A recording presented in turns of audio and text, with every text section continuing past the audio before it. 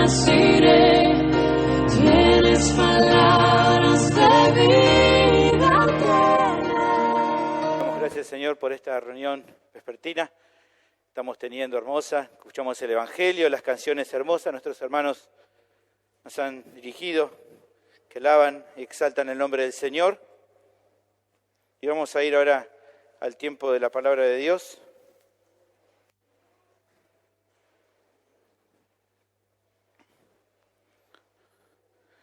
Antes de comenzar, mientras usted está buscando ahí Romanos capítulo 8, versículo 31 y al 39,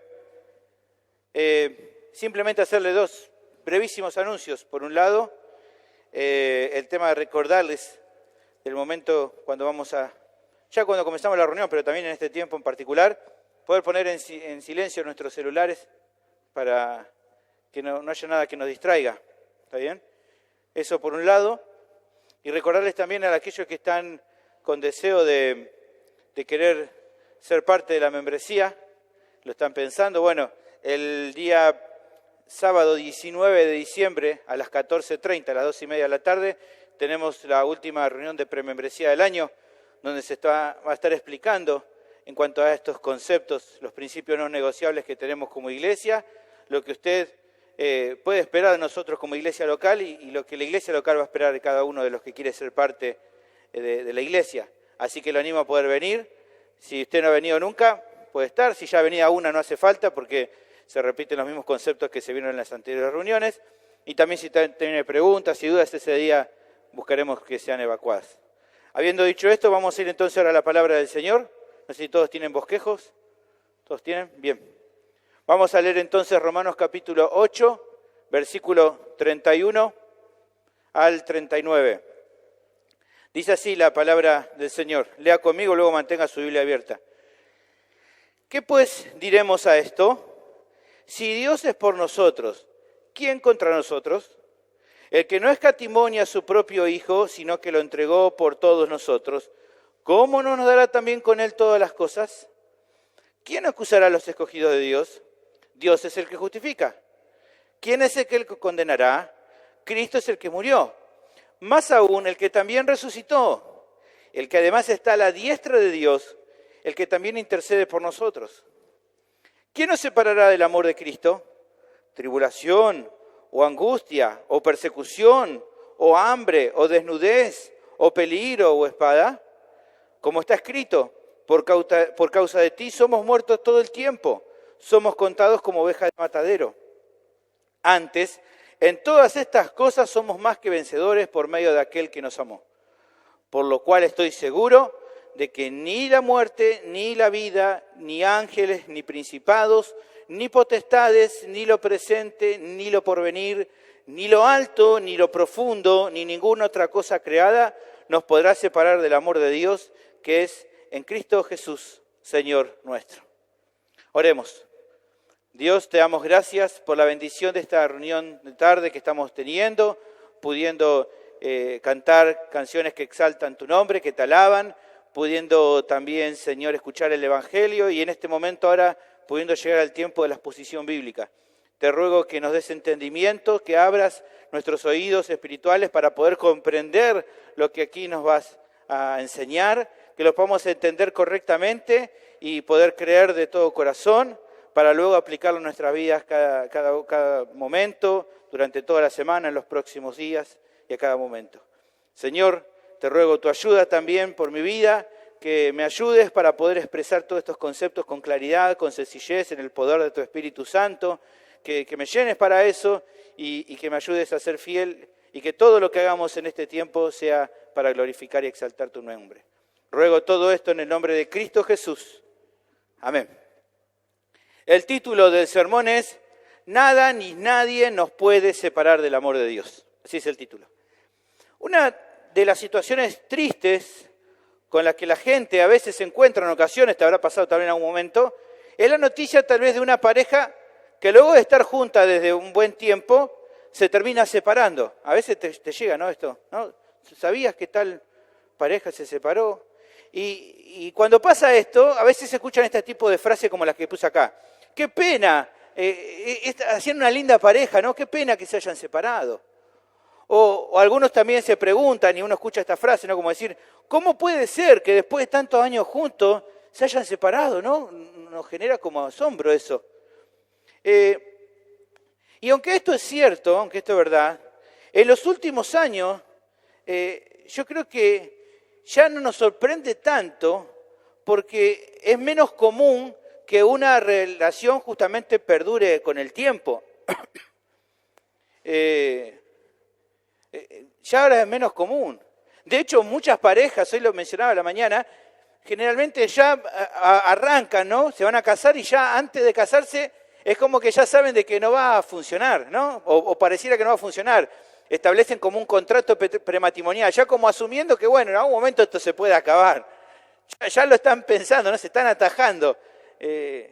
A tal punto hemos llegado entonces que muchos ya piensan directamente que es imposible que una relación amorosa se pueda prolongar por muchos años, muchas décadas, y que de hecho atacan a este pensamiento y dicen que si dos personas deciden eso, de tener una relación para toda la vida, es justamente atarse innecesariamente a un compromiso que no le va a dar alegría, sino que con el tiempo, con los años, va a provocar dolor, va a provocar tristeza y una rutina que los asfixia o que amarga a las personas. Muchos piensan, la pareja que tiene muchos años seguro que debe estar amargada. Así como el mundo piensa hoy. Cuando justamente hoy se pregunta a muchas personas si creen de que existe el amor eterno, muchos dudan acerca de eso. Muchos no creen que eso pueda ser verdad. Muchos piensan de que esto es un cuento de hadas nomás. Ahora, ¿por qué menciono esto al comenzar? Porque justamente en este pasaje que estamos viendo, que empezamos hoy, se menciona una relación de amor. Aquí en nuestro texto tenemos una relación de amor.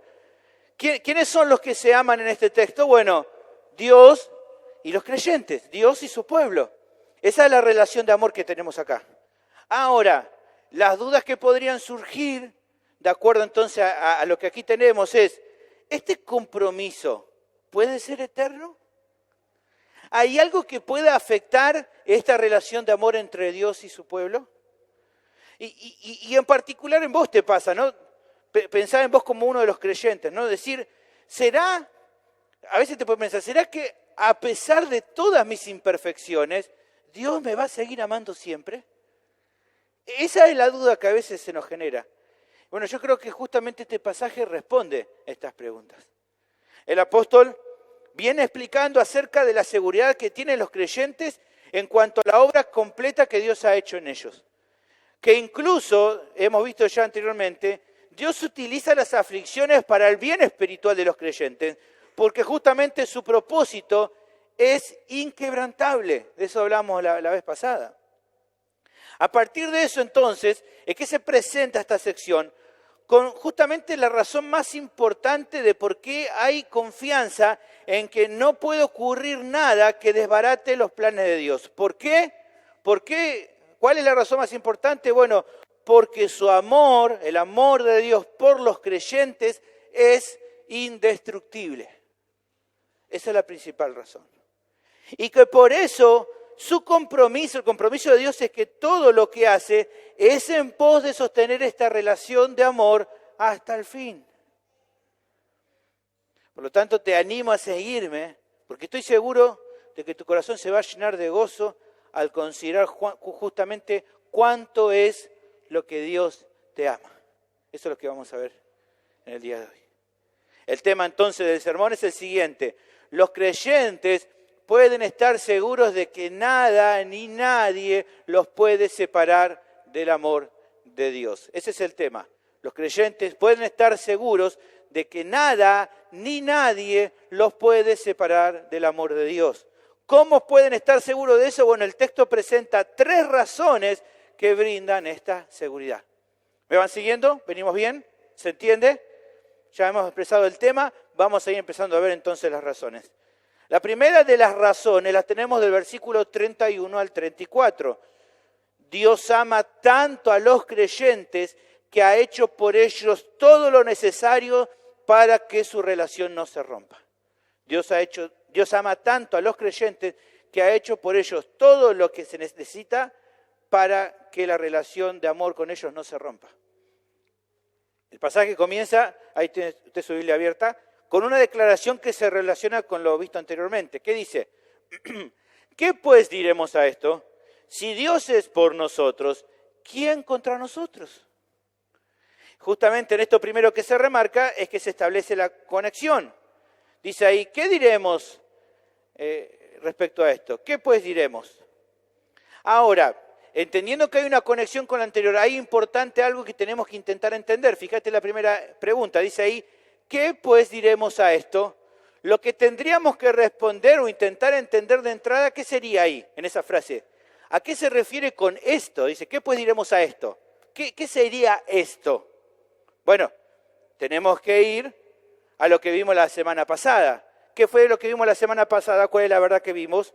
Que vimos la verdad de que la certeza que el creyente tiene de que las aflicciones son un medio que Dios usa para su bien espiritual, reside en el hecho de que el propósito de Dios es inquebrantable. Eso lo vimos capítulo 8, versículo 29 y versículo 30, lo que prediqué la semana pasada. Y de acuerdo a eso, mencioné 3 conceptos que demuestran esta verdad. El primer concepto es que de acuerdo a su propósito, Dios determinó formar a todos los creyentes en semejanza a Cristo. Esto dijimos que era el gran propósito de la vida del creyente, el propósito que Dios estableció. ¿Se acuerdan? Versículo 29 dice, porque a los que antes conoció, también los predestinó para que fuesen hechos conforme a la imagen de su Hijo. Ese fue el propósito por el cual Dios te está formando, el que está haciendo en tu vida. Este propósito, esta meta, fue planificado por Dios, como vimos la semana pasada, desde antes de la fundación del mundo. ¿Para quién? Para cada creyente que amorosamente le escogió salvar y que lo predestinó, dijimos, para esta meta. El segundo concepto que vimos es que de acuerdo a su propósito, Dios definió que sea el Hijo el que tenga la preeminencia sobre todo su pueblo. El versículo 29, la segunda parte, decía, para que Él sea el primogénito entre muchos hermanos. O sea, que el Padre planificó la obra de salvación en los creyentes, de manera que al hacerlos parte de su familia, fuera Cristo el que reciba la preeminencia como el primogénito entre muchos hermanos, que son todos los creyentes. ¿Se acuerdan un poquito de eso? Finalmente dijimos que el tercer concepto es que Dios decidió hacer una obra en los creyentes que aunque todavía no se completó totalmente, ya está definida que va a cumplir. Versículo 30, dijimos, y a los que predestinó, a estos también llamó. Y a los que llamó, a estos también justificó. Y a los que justificó, a estos también glorificó. En cuanto a eso vimos, la semana pasada dijimos que esto se lo conoce como la cadena de oro, que se refiere a diferentes eslabones de la obra de Dios en el creyente que van desde el comienzo de la fundación del mundo hasta el fin, y que al ser tan seguras, tan ciertas, son que justamente se mencionan en tiempo pasado, aunque alguna de ellas todavía no ha pasado, como por ejemplo la glorificación. Ahora, a partir de estos conceptos es que entonces nuestro pasaje arranca y hace una pregunta que de acuerdo a lo visto solo tiene una respuesta. Aquí tenemos preguntas retóricas. ¿Se acuerdan que hablamos de eso? Son preguntas que tienen evidentemente una solución tan simple que el punto no es tanto que demos la respuesta, sino reflexionar en cuanto a la pregunta en sí misma. Se podría leer así lo que está diciendo aquí entonces. Ante la realidad de todo lo que vimos respecto al propósito de Dios para el creyente, solo se podría decir lo siguiente: si Él está decidido a obrar en favor de los creyentes, ¿quién podrá hacerles la contra como para que el propósito de Dios no se cumpla? ¿Quién podría levantarse y hacer que lo que Dios determinó hacer con tu vida no llegue a su fin? La respuesta, como te dije, es obvia. En cuanto a este asunto, nadie puede estar en contra de los creyentes. Nadie puede estar. No hay nadie que pueda modificar el propósito que Dios tiene para tu vida, porque como ya vimos la vez pasada, no hay nadie que tenga el poder, no hay nadie que exista, no hay nada, ninguna fuerza que pueda torcerle el brazo y hacer que no se cumpla la voluntad de Dios. No hay nadie que pueda hacerlo, no hay nada. Por eso es que el creyente puede decir palabras semejantes a las de David, como dice en Salmo 27:1. Jehová es mi luz y mi salvación. ¿De quién temeré? Jehová es la fortaleza de mi vida. ¿De quién he de atemorizarme? El creyente está salvo del peligro en cuanto a su alma, no por su propia capacidad. Entendamos bien, David no estaba confiando porque él sea un gran soldado o un gran guerrero. No es ese el punto de lo que está acá expresando, sino que evidentemente la confianza de David y la confianza de cada creyente no está puesta en su propia capacidad, sino en saber que Dios lo está guardando, porque Dios lo está protegiendo, porque Dios está obrando a favor de esa persona. Eso es lo que da confianza. Lo que sigue a continuación es presentar una demostración contundente en cuanto a por qué el creyente está seguro de que no hay nada ni nadie que pueda trastocar el propósito de Dios. Nos muestra con claridad cómo podemos estar seguros de eso. Versículo 32 dice, el que no escatimó ni a su propio Hijo, sino que lo entregó por todos nosotros, ¿cómo no nos dará también con Él todas las cosas? ¿Cómo no va a hacer eso? Tal vez pensando, ¿no?, un poco en lo que Dios hace, tal vez podía Dios habernos ayudado un poco, ¿no?, para mejorar nuestra situación espiritual. Él podría haber hecho eso y ya. Tal vez Él podía haber mandado a algunos ángeles para que pudieran obrar a nuestro favor.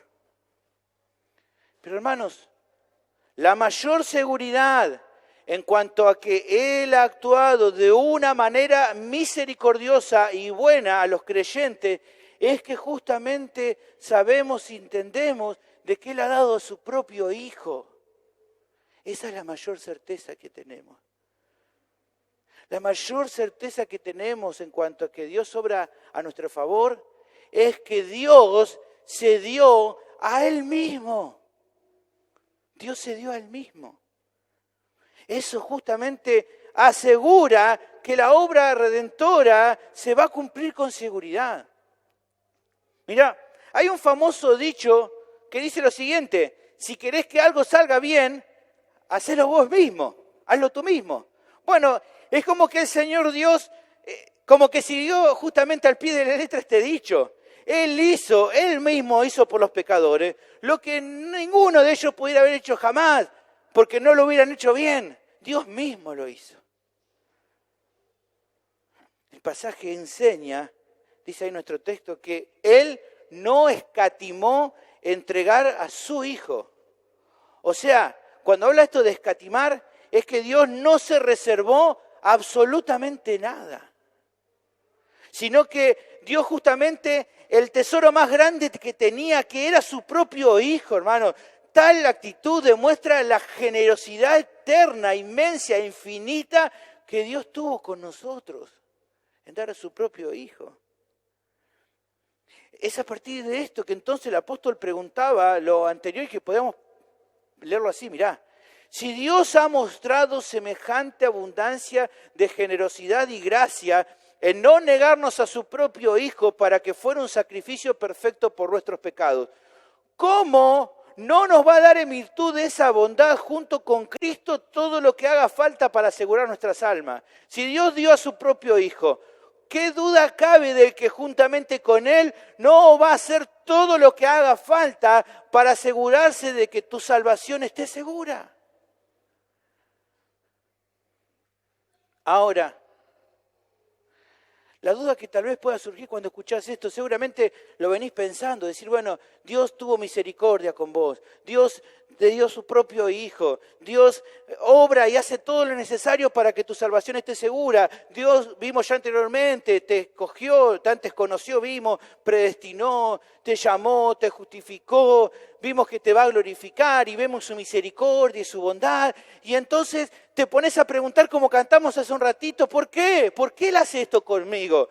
¿Por qué Él tiene tanta misericordia de mí? ¿Por qué ha hecho todo esto que ha hecho por mí? ¿Qué fue lo que vio bueno en mí? ¿Será que acaso hubo algo que pueda hacer? ¿Qué es lo que motivó a Dios a hacer esto?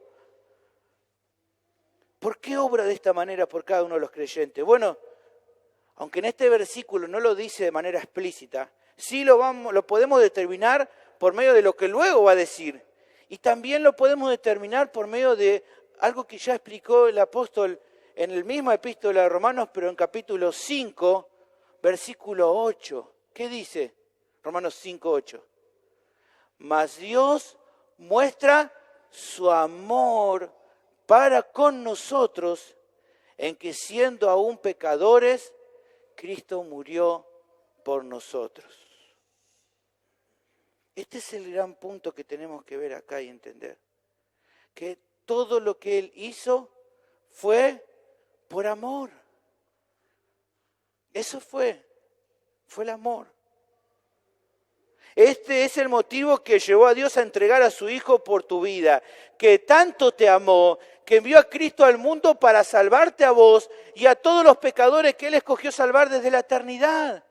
Así nos muestra la Escritura que es. Primera de Pedro, capítulo 1, versículo 18. Pedro también habla acerca de esto y dice lo siguiente, mirá, sabiendo que fuiste rescatados de vuestra manera vana de vivir, la cual recibiste de vuestro Padre, no con cosas corruptibles, no fueron rescatados de esa manera de vivir por cosas corruptibles como oro y plata, sino, dice el texto, con la sangre preciosa de Cristo, como de un cordero sin mancha y sin contaminación. Versículo 20 dice, ya destinado desde antes de la fundación del mundo, pero manifestado en los postreros tiempos, por amor de vosotros. Este es el punto, por amor. La primera razón que confirma a los creyentes que pueden estar seguros de que nada ni nadie los puede separar del amor de Dios es porque ha dado por ellos todo lo necesario para que esta relación de amor nunca termine. Todo lo que tenía que ser ya lo hizo Él. ¿Hacía falta un sacrificio para que este amor no se acabe jamás? Sí, una vida inocente por todos los culpables. Y esa ofrenda solo podía tratarse de un ser que fuera completamente Dios para que la salvación fuera por gracia y para asegurar que la obra se cumpliera, y completamente hombre para poder ser el representante de todo lo que habrían de creer. Bueno, esa ofrenda, ese sacrificio fue Jesús de Nazaret, el Verbo que se hizo carne. Como dice Juan capítulo 1, versículo 14. Y aquel Verbo fue hecho carne y habitó entre nosotros y vimos su gloria, gloria como del unigénito del Padre, lleno de gracia y de verdad. Hermanos, como entendemos a partir de este texto, nadie jamás podrá mostrar otro acto mayor de amor que justamente el de Dios. Juan capítulo 3, versículo 16, declara y dice, porque de tal manera amó Dios al mundo que ha dado a su Hijo unigénito para que todo aquel que en Él cree no se pierda, mas tenga vida eterna. Es como que Pablo estuviera diciendo lo siguiente con este pasaje. ¿Qué hacía falta para asegurar que tu relación con Dios perdurara para siempre? Bueno, que Él mismo, que Dios mismo tomara forma de hombre para morir en tu lugar. ¿Qué hizo entonces Él? Envió a Cristo a hacer eso. Así que termina diciendo Pablo, ¿te quedan dudas todavía si algo puede hacer que esta relación llegue a su fin? ¿Pueden quedar dudas?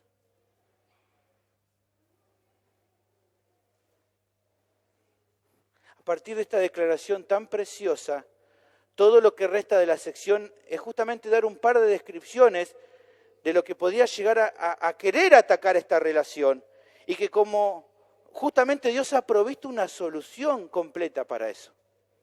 Versículo 33 dice, ¿quién acusará a los escogidos de Dios? Dios es el que justifica. ¿Quién es el que condenará? Cristo es el que murió, más aún el que también resucitó, el que además está a la diestra de Dios, el que también intercede por nosotros. La primera premisa que aparece aquí es, si hay alguien que podría acusar a los escogidos. Como justamente para poner en tela de juicio si justamente son los creyentes merecedores o no del cielo, si son dignos del amor de Dios. Eso es lo primero que pregunta acá. La respuesta que da el apóstol en cuanto a si los creyentes son dignos o no del amor de Dios es justamente la que tenemos acá. Dios es el que justifica. El punto no es si vos sos o no digno, sino lo que Dios ha hecho por nosotros. ¿Qué es lo que Él hizo por nosotros, esto de que Dios justifica? Bueno, Él en su gracia transfirió la culpa de todos los pecadores que salvó a la vida de Cristo y puso a la cuenta de ellos la justicia perfecta de su Hijo. Como conocemos ese texto de 2 Corintios 5:21, que dice, al que no conoció pecado, por nosotros lo hizo pecado. ¿Para qué? Para que también en esta transferencia nosotros fuésemos hechos justicia de Dios en Él. Esta es la transferencia que realiza Dios. Por medio de esa obra de justificación, Dios fue a la vez justo al no pasar por alto los pecados que te condenaban, sino castigarlos en el Hijo. No es que Él los deja pasar por alto, sino que justamente los carga en el Hijo. Y a la vez también es el que justifica al que cree en Jesús. Como dice en Romanos capítulo 3, 25 y 26, que ya vimos en su momento. A quien Dios puso como propiciación por medio de la fe en su sangre para manifestar su justicia a causa de haber pasado por alto en su paciencia los pecados pasados, con la mira de manifestar en este tiempo su justicia, a fin de que Él sea el justo y el que justifica al que es de la fe de Jesús.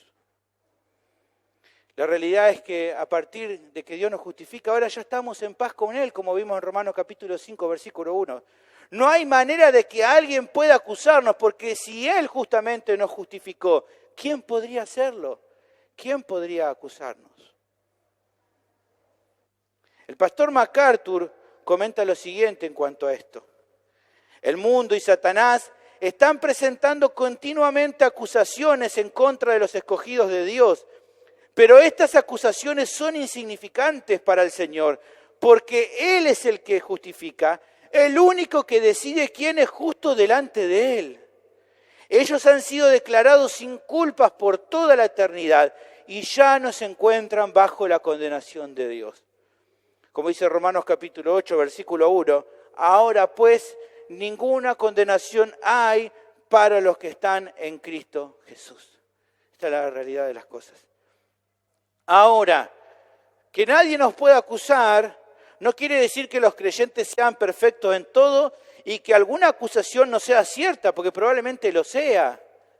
A ver, si alguien diría de mí o de vos, tal vez, no sé, este creyente a veces es un mecha corta, ¿no? Que digan eso, por ejemplo. ¿Y vos qué vas a decir ante eso? No, yo nunca me enojo. Vos sabés que es cierto a veces si dicen eso. Alguien dice, no, este creyente a veces es un poco orgulloso, ¿no? Y hay que reconocer que evidentemente alguna acusación puede ser cierta. El punto acá básicamente es que el hecho de que nadie nos pueda acusar es porque cada creyente ha sido librado de sus acusaciones, de esas acusaciones que pueden ser ciertas, porque por medio de la obra de Cristo, todos sus pecados, pasados, presentes y futuros, han sido perdonados en la cruz.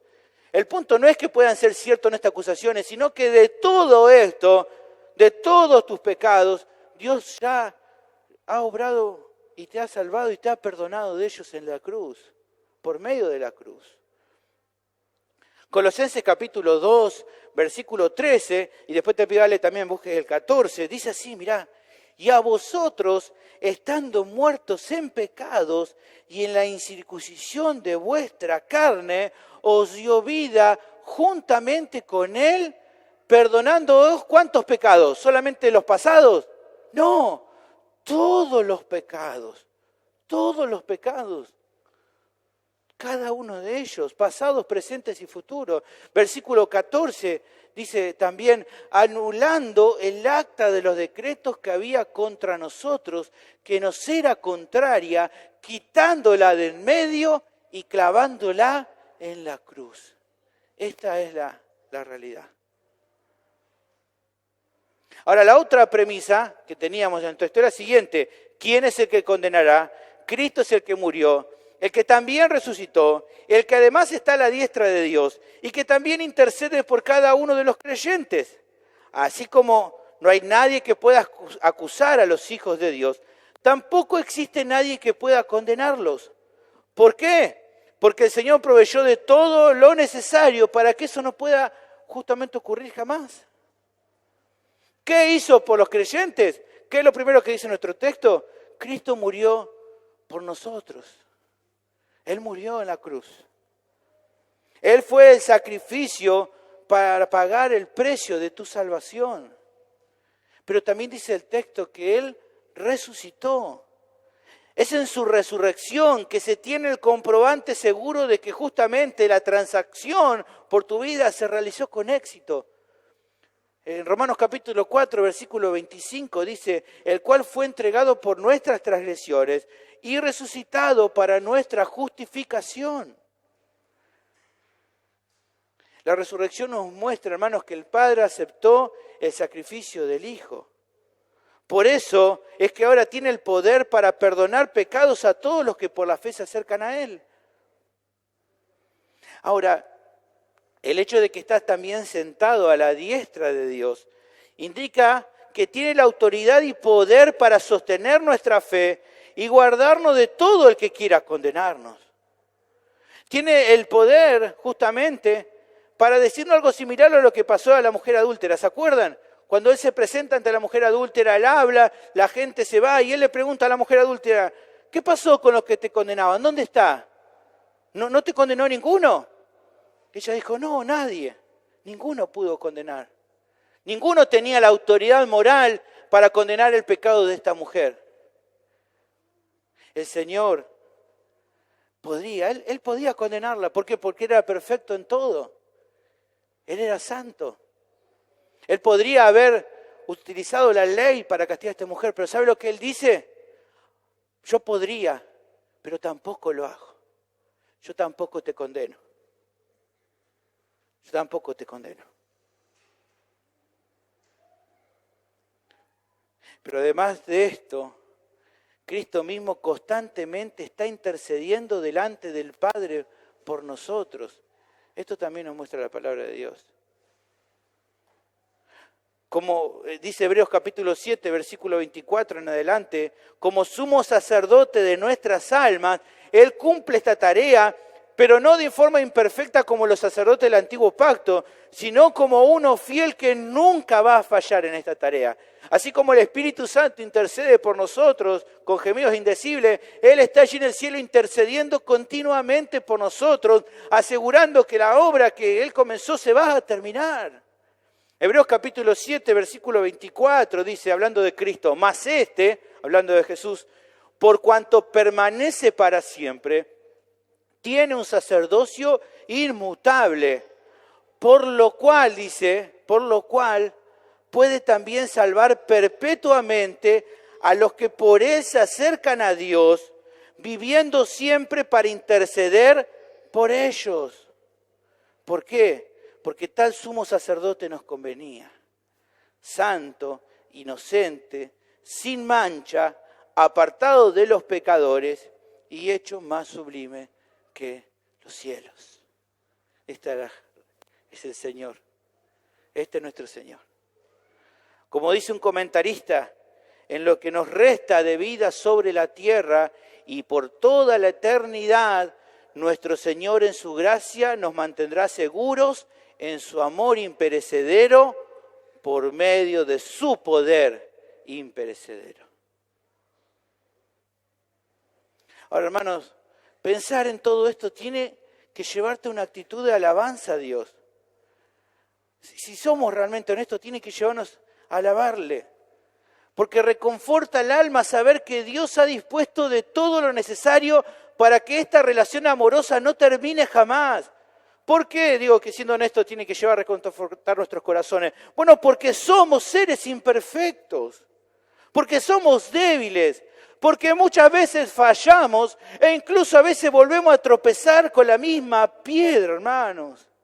Por eso tiene que reconfortar saber que Él ha hecho todo por nosotros. Porque si en algo pequeño dependiera de nosotros, seguro que la arruinamos. Seguro que echamos a perder todo. Pero Dios aseguró. Él hizo la obra. Pero además también, el hecho de saber que Dios ha hecho todo lo que hacía para salvarte, debería generar en vos un corazón humilde al considerar que todo se debe a Él. No solo que tiene que llevarte a alabarte a Él, sino que de entender de que no hay nada por lo cual gloriarte en vos. Tiene que llevar a que seas humilde, a que reconozca que todo se debe a Él.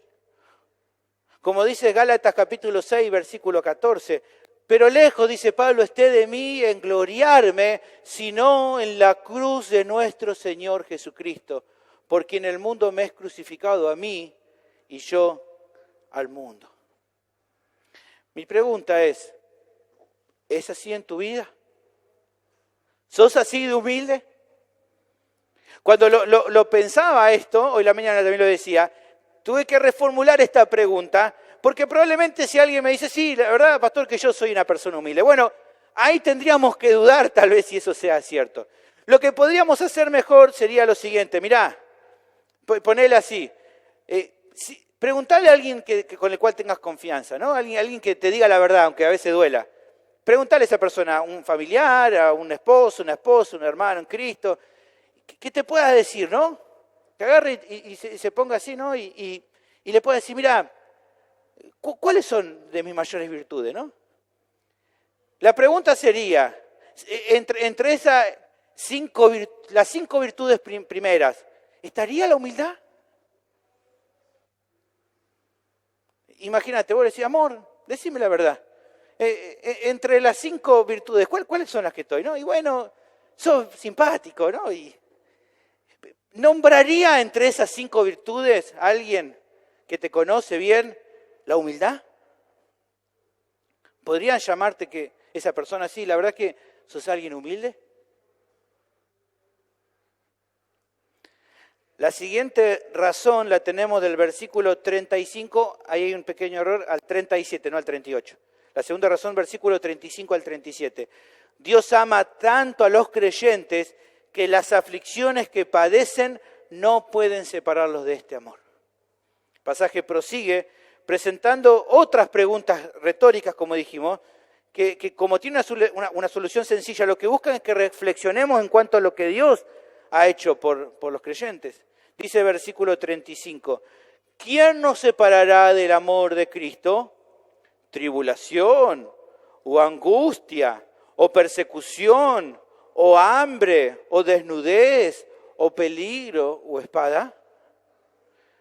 Como fuimos observando ya en sermones anteriores, si hay situaciones que batallan mucho en el corazón del creyente, es cuando se encuentran en medio de una aflicción, especialmente las que se derivan de la lucha contra el pecado.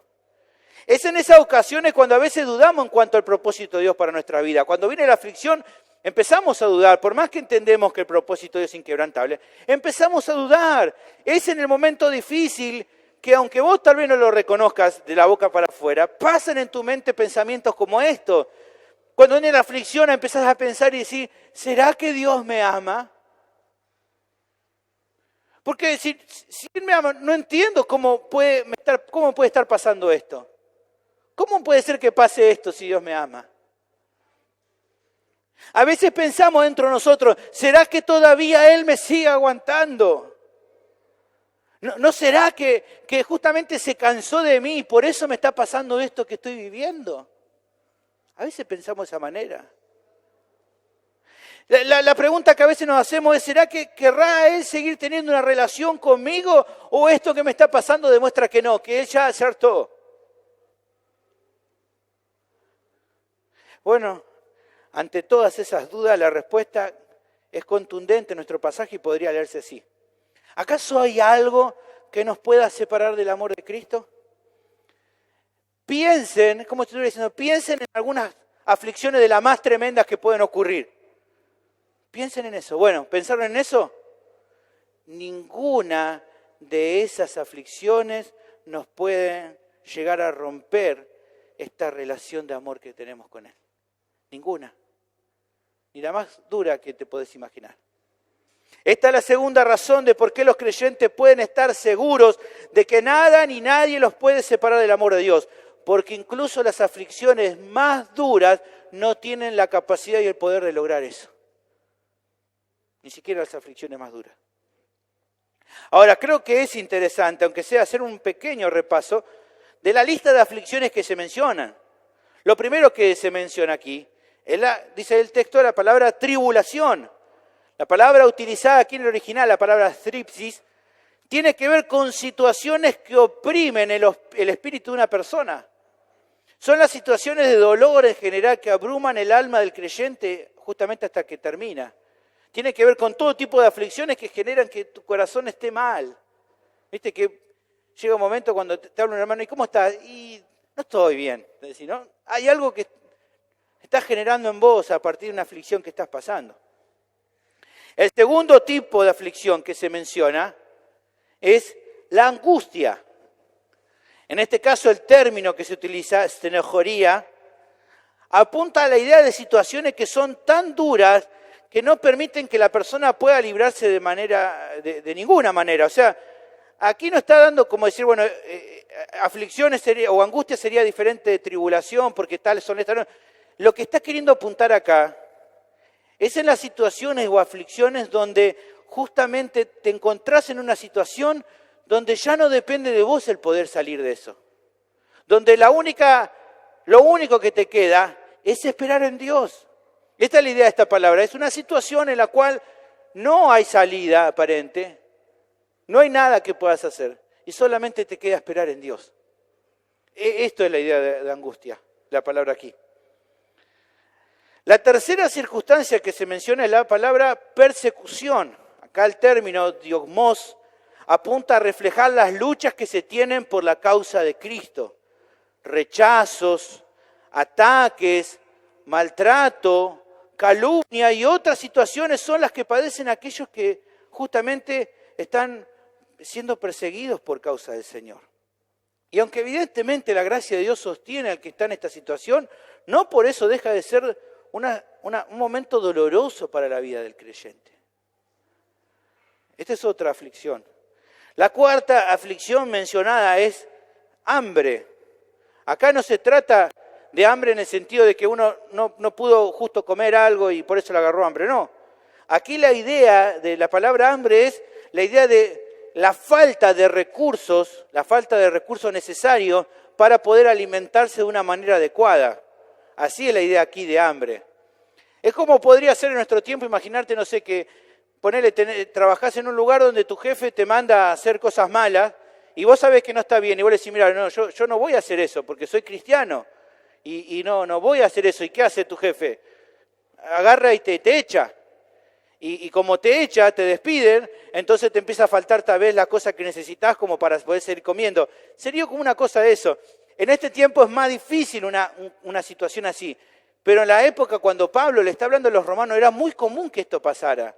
Pasar hambre, pasar situaciones de escasez a causa de ser cristiano era muy común. La gente te despreciaba, tu familia a veces te despreciaba por justamente reconocerte como discípulo de Cristo.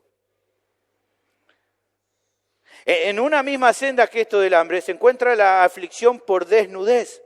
Acá no se trata de desnudez de sacarse la ropa, sino de alguien que justamente a causa de falta de recursos no tiene lo necesario como para poder abrigarse de la manera adecuada. Eso es desnudez acá, no poder ponerte la ropa que necesitas y entonces como que hace frío y no tener la ropa adecuada para abrigarte. Bueno, este tipo de situaciones, el mismo apóstol las pasó en varias ocasiones. Él lo menciona, por ejemplo, en 2 Corintios 11:27. Dice él, en trabajo y fatiga, en muchos desvelos, en hambre y sed. Ahí está mencionando esa falta de recursos para poder satisfacer su cuerpo. En muchos ayunos, en frío y en desnudez. ¿Ven? Esto es lo que él pasó. y que puede pasar en la vida de un creyente como aflicción. Otra aflicción mencionada es, dice nuestro texto, peligro. Esta palabra, kindunos, con esta palabra se busca presentar toda clase de situaciones donde un creyente corre riesgo por causa de Cristo. Y a esta palabra se le agrega también la palabra espada. Aquí la idea de espada es una manera figurada para hablar acerca de un riesgo que tiene que ver con algo violento, algo que llega incluso a ser el riesgo de perder la vida por causa de Cristo. Y aunque en nuestro contexto, aquí en nuestro país, por ejemplo, es menos advertida en nuestro contexto esto de la espada, miren, hermanos, solamente hace falta agarrar un avioncito y viajar algunas horas para encontrar lugares, otras zonas del mundo, donde ser creyente es prácticamente una sentencia de muerte o una sentencia de que la vas a pasar mal, de que vas a ser probada en tu fe. Nuevamente, hermanos, el mismo Pablo, quien nos testifica de estas situaciones que los creyentes pueden vivir. En 2 Corintios capítulo 11, versículo 23 al 26, se nos habla un poco de esto. Dice, soy ministro de Cristo, como si estuviera loco hablo. Yo más, en trabajo más abundante, en azotes sin número, en cárceles más, en peligro de muerte muchas veces. De los judíos 5 veces he recibido 40 azotes, menos 1. 3 veces he sido azotado con varas, 1 vez apedreado. 3 veces he padecido naufragio. 1 noche y 1 día he estado como náufrago en alta mar. En caminos muchas veces, en peligros de ríos, peligros de ladrones, peligros de los de mi nación, peligros de los gentiles, peligros en la ciudad, peligros en el desierto, peligros en el mar, peligros entre falsos hermanos. Toda clase de peligros por causa de Cristo. Ahora, hermanos, aunque es verdad que el mismo Pablo era un ejemplo de esto en cuanto a sufrir por causa de Cristo, incluso los mismos creyentes de aquella época, los romanos, a quienes estaban recibiendo la carta, iban muy pronto a vivir en carne propia la experiencia del sufrimiento más tremendo, y que justamente en estos creyentes, hermanos nuestros, se iba a demostrar la idea de que justamente el amor de Dios no se extinguió, incluso al punto de dar su vida sin problema por causa de Cristo, de entregar su vida por ello, por Él. Un predicador dijo algo muy claro en cuanto a esto. Mirá, te lo leo, vos no lo tenés escrito ahí, seguime por favor en la lectura. Seguime, porfa. Nuevamente, como siempre te pedimos a los papis, ayúdenos con los chicos a tenerlo ahí quietito, pues si no nos distraemos, ¿está bien? Ayúdenme con eso, porfa. Ahora, un predicador dijo algo muy claro en cuanto a esto. Mirá, es casi seguro que Pablo escribió su carta dirigida a la iglesia en Roma durante un viaje en Corinto, pero no es probable que él o los creyentes romanos se dieran cuenta del poco tiempo que pasaría antes de que tuvieran una gran necesidad de las palabras de ánimo y consuelo que el apóstol escribió en este pasaje. No pasarían muchos años para verse enfrentados a una feroz persecución por parte de un gobierno pagano y de gente incrédula que al principio se alimentaron a tolerarlos con indiferencia. No sería mucho tiempo antes de que la sangre de aquellos a los cuales estaba dirigida esta epístola empapara la arena de los anfiteatros romanos. Algunos serían despedazados por bestias salvajes, otros serían asesinados por gladiadores encarnizados y otros serían utilizados como antorchas humanas para alumbrar las fiestas que Nerón celebraba en sus jardines. Hermanos, a pesar de todo esto, esto jamás pudo destruir la fidelidad, la confianza y la relación que estos hermanos tenían con el Señor. Nada de esto pudo. Incluso su sacrificio era un testimonio fiel para las personas que veían cómo ellos morían. Es claro, hermanos, también que todas estas aflicciones, a todo esto que hablé y toda esta lista que dimos, no es una lista exhaustiva. Seguramente se te puede ocurrir algún otro tipo de aflicción más y está bien. No es el punto acá, Pablo, querer dar una lista completa de los tipos de aflicciones que hay, sino la idea de él, en mencionar estas que puso, en que justamente los creyentes pueden sufrir, es con el propósito de remarcar el punto que él tenía. Que ¿cuál era el punto? De que aunque las aflicciones quebrantan el corazón, que incluso las aflicciones muchas veces, ante esas circunstancias, los creyentes dudan a veces acerca de la bondad de Dios, o a veces incluso se sienten tentados a querer tirar la toalla. Justamente en este pasaje es el mismo Señor el que le dice a cada uno de los suyos. ¿Qué le dice? Él te dice ahora a vos y le dice a cada uno de los creyentes: ¿acaso alguna aflicción te puede separar de mi amor? ¿Habrá alguna circunstancia difícil que haga que esta relación de amor se pueda extinguir? Dios te está planteando esa voz, para que vos no dudes. Mirá, en el mundo puede ser que justamente las personas quieran terminar la relación, pero con Dios no es así. Dios no es como los hombres, como las mujeres. Él no es como nosotros. Miremos la actitud de Él, por ejemplo, en Jeremías capítulo 31, versículo 3, para entender cómo es el carácter de Dios. Mira lo que dice ahí. Jehová se manifestó a mí hace ya mucho tiempo, diciendo, ¿qué cosa? Con amor eterno te he amado, por tanto te prolongué mi misericordia. Él no es como nosotros. En el mundo, en las situaciones difíciles que a veces le puede tocar a una pareja, cuando viene la aflicción, muchos prefieren alejarse, terminar con una relación. Algunos alegan diciendo que, bueno, no somos compatibles y por eso nos separamos. Algunos dicen, bueno, que el amor se apagó, se enfrió. Y otras tantas mentiras que cubre justamente lo que hay en el corazón del ser humano, carnal. ¿Qué es lo que hay en su corazón? Hay en realidad un egoísmo en el cual la persona está pensando primeramente en sí mismo antes que los demás. No es que no son compatibles, es que el egoísmo piensa primero en sí mismo. Y cuando las cosas no se dan como él quiere o ella quiere, entonces decide buscar en otro lugar algo que satisfaga su corazón. Pero hermanos, Dios no es como el ser humano. Dios no es como nosotros. En la relación que Él tiene por los suyos, Él da todo por ellos, Él da todo por los creyentes. Incluso, como vimos, no escatimonia a su propio Hijo por nosotros. No hay ningún tipo de egoísmo en Dios. Dio a Él lo más precioso que tenía, sin reserva. Por lo que entonces, hermanos, es imposible que haya una aflicción o lucha que lo haga desistir de este amor perfecto y eterno que Él tiene por sus escogidos. No hay nada. Ahora, a partir de entender esto, podría surgir la duda, ¿cómo entender entonces las aflicciones que vivimos por su causa? Si Él me ama, entonces ¿por qué me pasa que tengo que sufrir? Si Él me ama, ¿por qué permite que pasemos tantos momentos difíciles?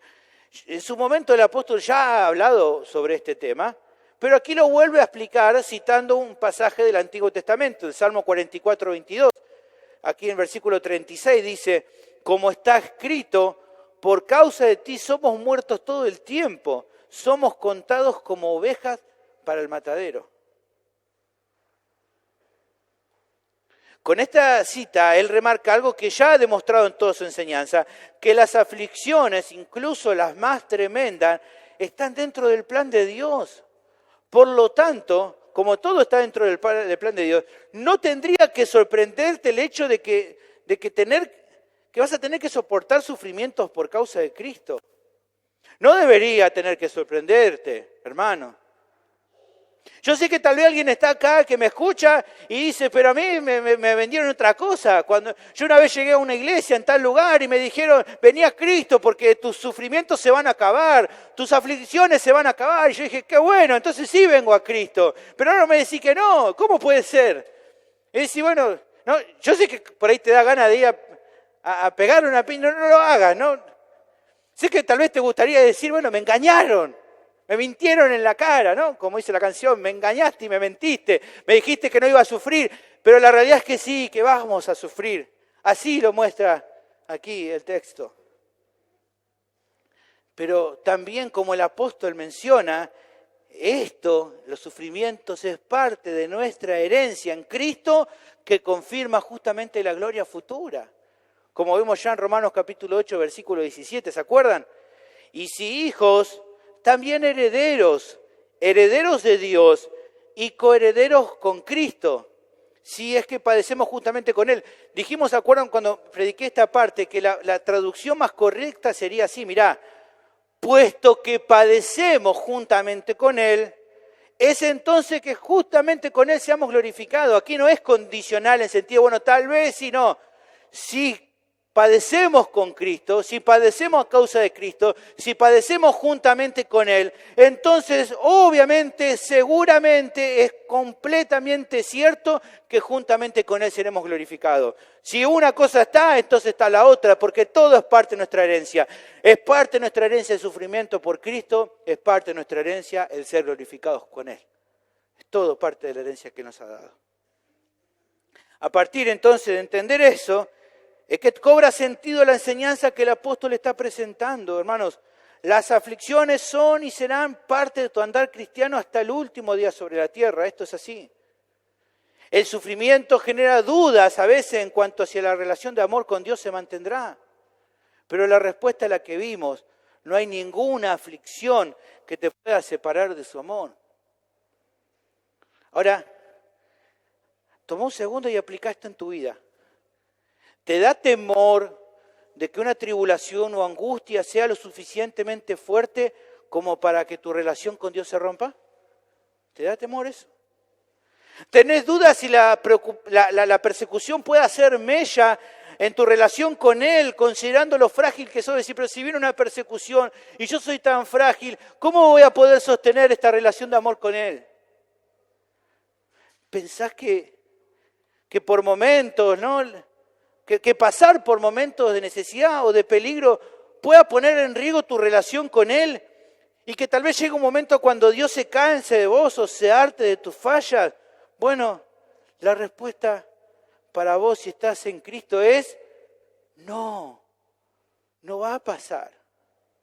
No va a haber persecución que te pueda alejar de Él si estás en Cristo. No va a haber necesidad o riesgo que pueda justamente hacer que esta relación se corte.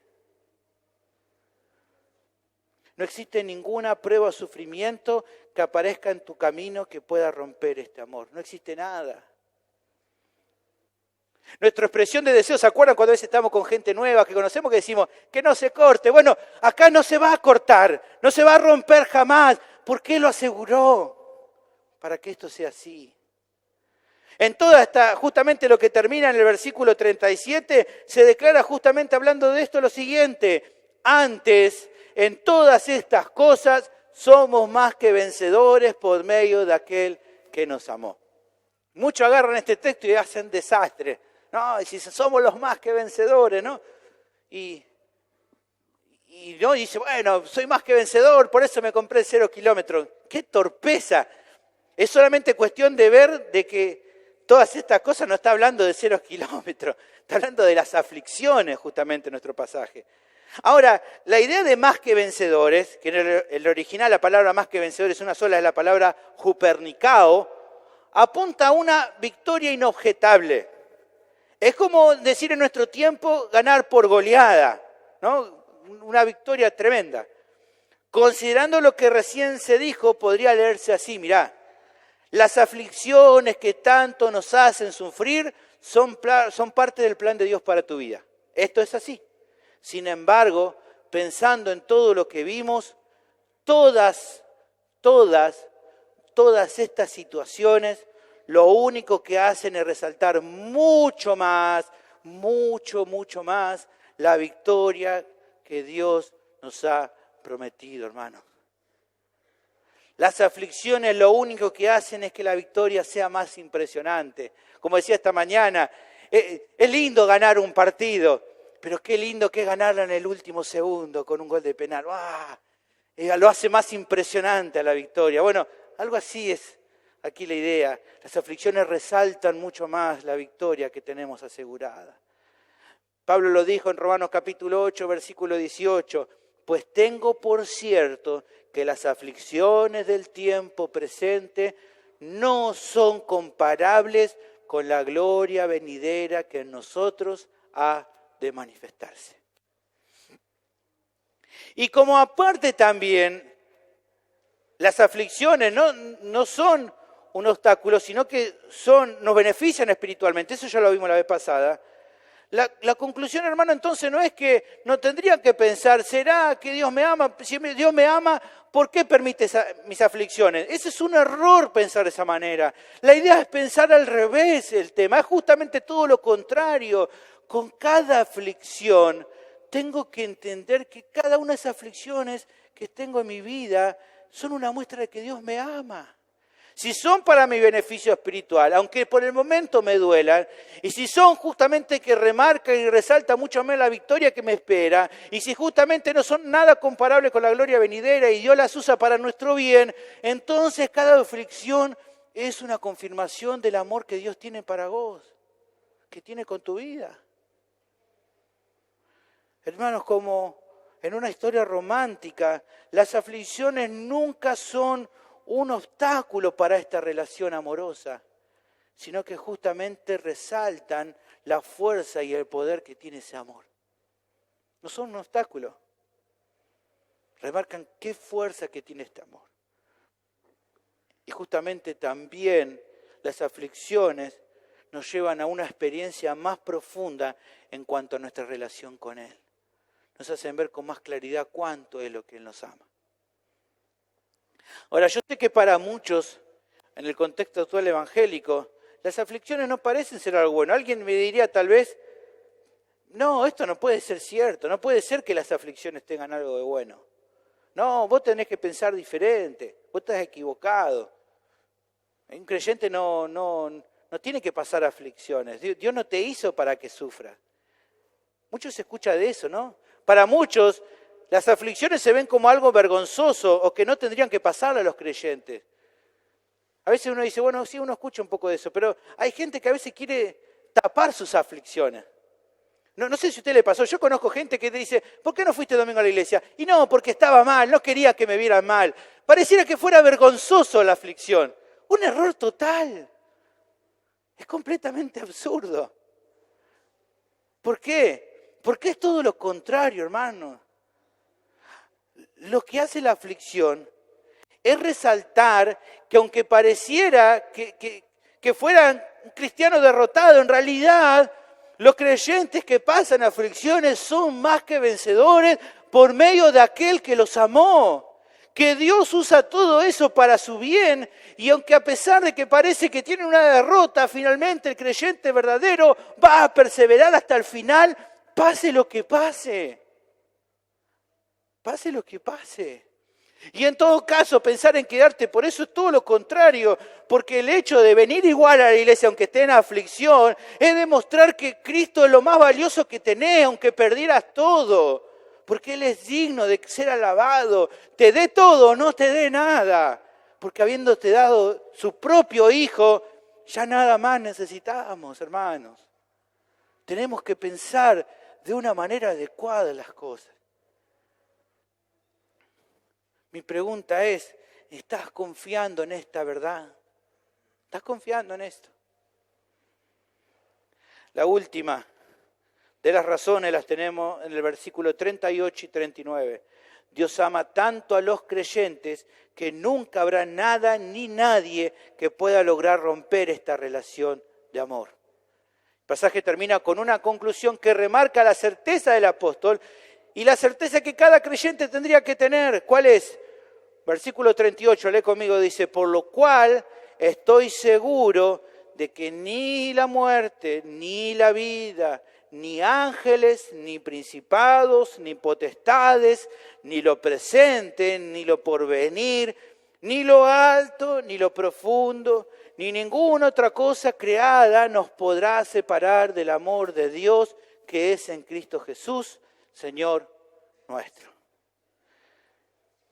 La seguridad justamente está puesta en el lugar adecuado. ¿Dónde? Si no hay nada, hermanos, que nos pueda separar del amor de Dios, es porque este amor es por medio de Cristo Jesús, Señor nuestro. Por eso hay certeza y fin de la historia, se acabó. Es segura porque es por medio de Cristo Jesús, Señor nuestro.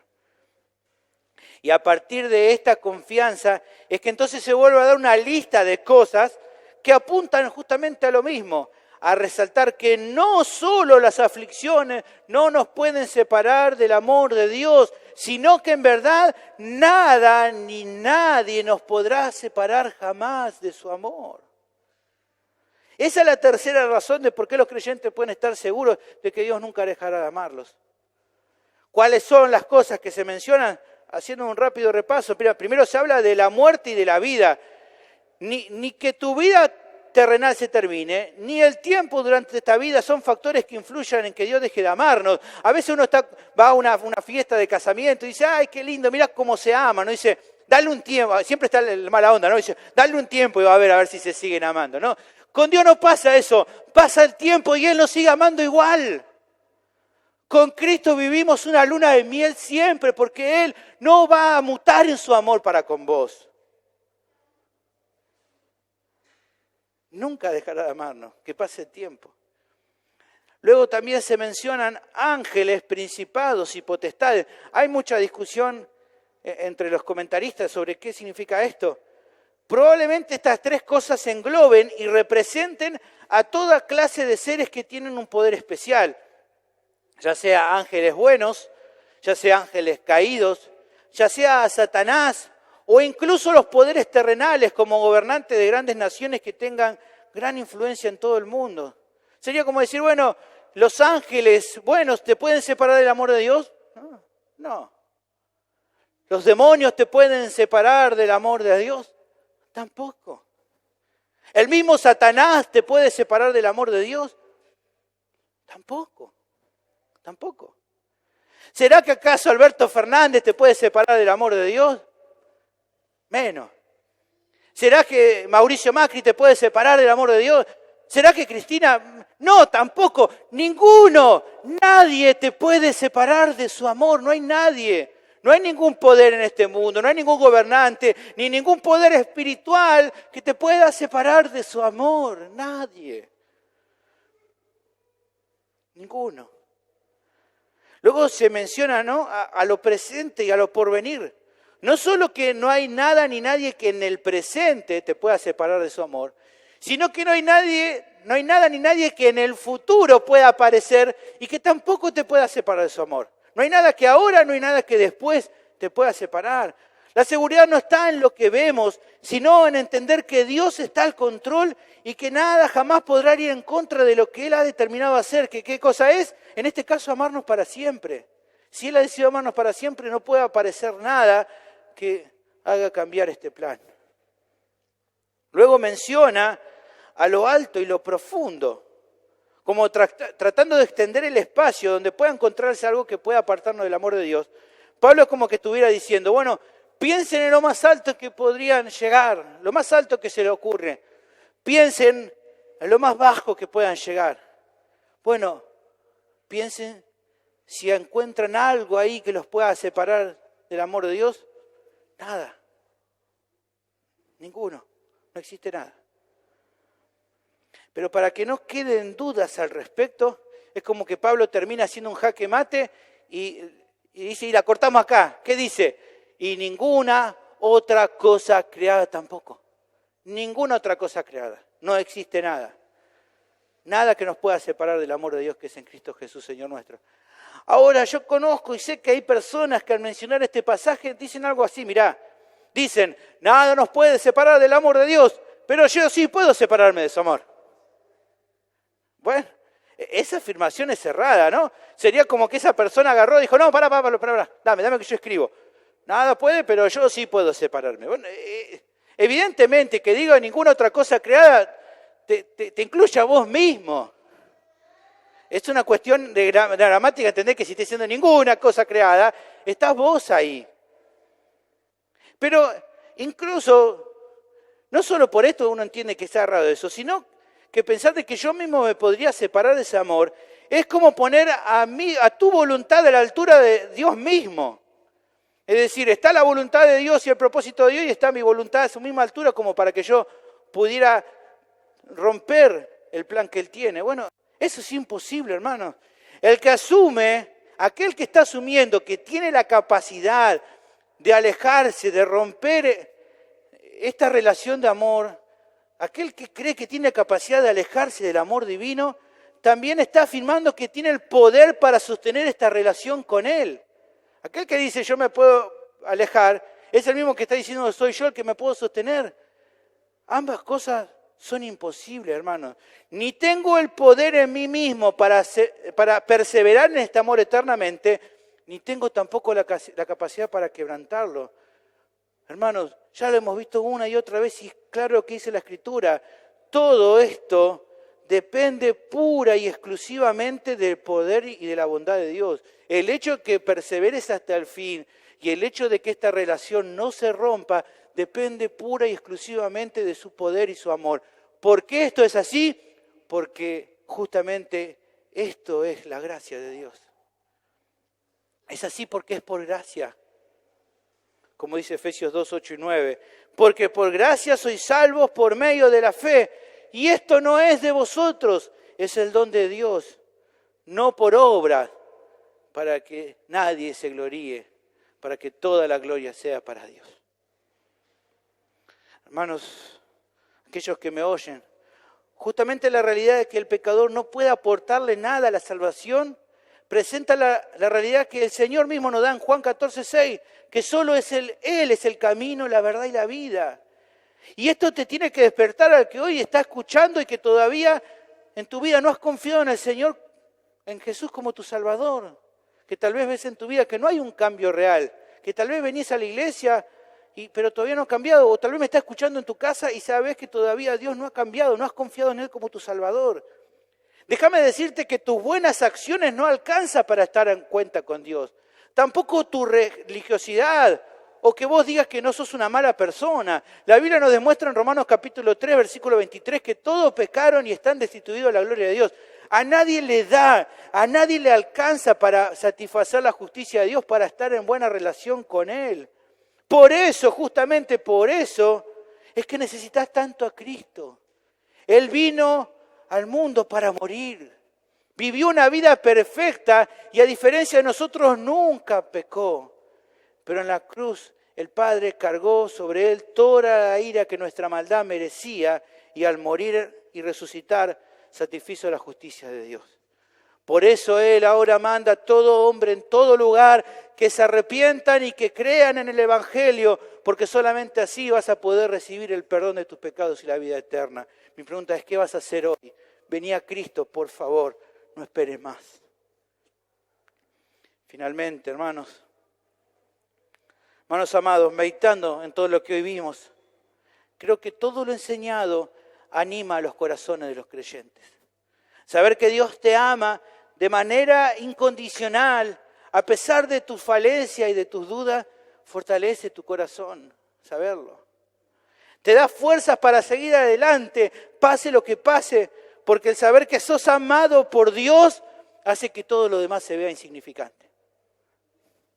Y también te da confianza en medio de las angustias que puedan venir.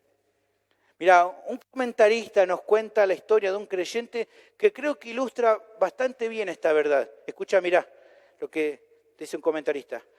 George Matheson nació en Glasgow, Escocia, en 1842. Cuando era niño, tuvo solamente visión parcial y su visión fue empeorando cada vez más hasta quedar completamente ciego a la edad de 18 años. A pesar de su limitación, fue un brillante estudiante y se graduó de la Universidad de Glasgow y después del seminario. Se convirtió en pastor de varias iglesias en Escocia, incluyendo una en Edimburgo, donde fue respetado y estimado en gran manera. Tras haber estado comprometido durante un tiempo para casarse con una joven mujer, ella rompió el compromiso al decidir que no podía sentirse satisfecha estando casada con un hombre ciego. Algunos consideran que esta situación tan triste fue la que llevó a Matheson a escribir un himno muy famoso que algunos han traducido al español de esta forma en su primera estrofa. Dice así: oh amor, que no me dejará ir, mi alma cansada reposa siempre en ti.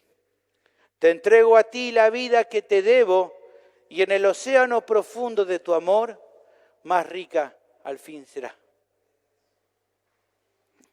Que al meditar, hermano, en estas verdades, anime cada día tu vida y obre en tu corazón. Y que justamente el amor inquebrantable de Dios que hoy estuvimos hablando, conquiste completamente tu ser. Que te conquiste completamente, que te lleve a amarlo justamente cada día más y buscarle agradar en todas las cosas.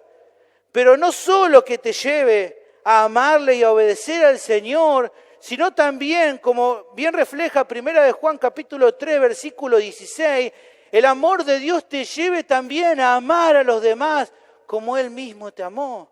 Como dice 1 Juan 3, 16, en esto hemos conocido el amor, en que Él puso su vida por nosotros. ¿Cuál es la aplicación? También nosotros debemos poner nuestra vida por los hermanos. Mi pregunta, ¿es así en tu vida? ¿Estás amando a los demás como Dios te ama a vos? ¿Estás poniendo tu vida por los demás hermanos? Que el Señor nos ayude. Pensemos en todo esto y oremos para terminar. Dios, te damos muchas gracias por tu amor, por tu misericordia, por este profundo amor que se dio por nosotros en enviar a su Hijo al mundo. Muchas gracias, Señor, por todo lo que haces. Que este amor realmente conquiste nuestro corazón y nos lleve a alabarte, a adorarte, a ser personas humildes, que reconozcan que todo es para tu gloria y que nos lleve también a amar a los demás, así como vos nos amaste en Cristo. Ayúdanos en todo esto y te pido también por este tiempo final de alabanza que podamos hacerlo de corazón, reflexionando en todo lo que hemos visto en el día de hoy. Ruego todo esto en el nombre de Cristo Jesús. Amén.